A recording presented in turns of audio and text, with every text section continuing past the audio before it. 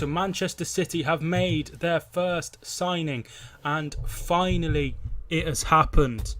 Riyad Mahrez has joined from Leicester City for £60 million. It is a club record fee, beating that spent on the likes of Kevin De Bruyne,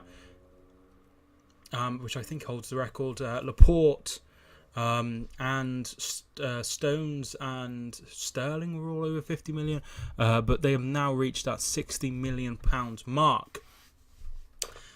He wanted this move to go through in January, however that did not happen, and he went on strike for a couple of weeks before returning back to Leicester. There were talks between both clubs in the summer as well, and the 27-year-old has signed a 5-year contract with Manchester City. He has been a quality player, probably the best player outside of the top six, consistently for the last few years, and deserves his chance. This is what Mahrez had to say. I am so pleased to join City, a great footballing side under Pep Guardiola. Watching them from afar has been a pleasure. Pep is always committed to playing attacking football, which is perfect for me. City's performances last season were outstanding, and they were redefining the English game, and I want to be a part of it. Which is very, very, very, very good coming from him there. Ziki Berikstein. No, it's the Begaristain. Riyad Mahrez is a great talent. He beats defenders and creates space. Over the years, he has established himself as one of the Premier League's most exciting players. We're sure he will bring an additional attacking quality to our squad. So he has joined on a 5-year contract. So the news about Angus Gunn came out in the afternoon, and now finally he has joined. A reporter leaked a picture, and interestingly, the picture is the same picture, and he's got the same watch. So that was a true leak there. So who is Mahrez? So he obviously joined Leicester from Le Havre in 2013, and he was signed by Steve Walsh and the club at just 400,000. Massive, ridiculous profit made. He started off in the Championship, as you probably already know, and played 20 times in their title-winning campaign. In 2014-15, he played 30 times as Leicester just about survived. With that crazy run at the end of the season, keeping them up with one defeat in about 12-13 games. And then 37 games in the title-winning campaign of the Premier League. One of the biggest Premier League shock of all time. Scoring 17, winning Player of the Year. He struggled in his next season. When Leicester City struggled, he scored just 6 goals in 36 games.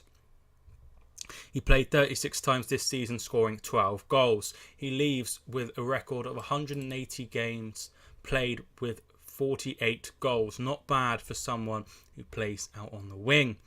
He has had a tremendous rise to Providence, coming from out of nowhere to become one of the best players in the league.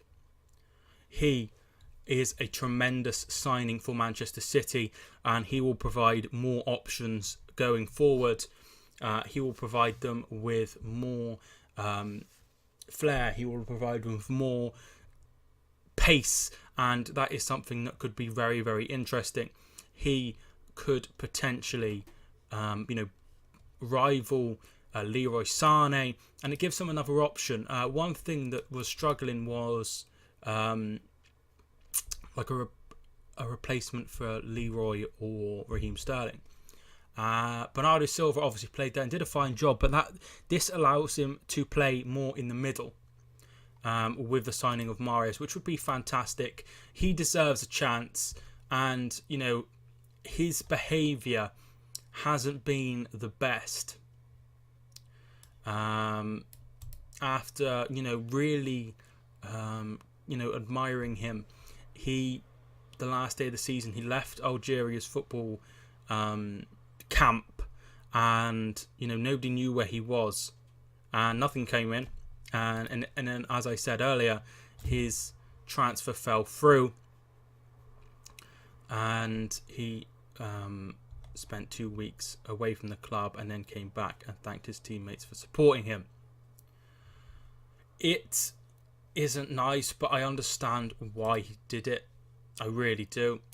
It's a dishonest thing to do, but he felt he deserved that move, and I don't disagree with him whatsoever.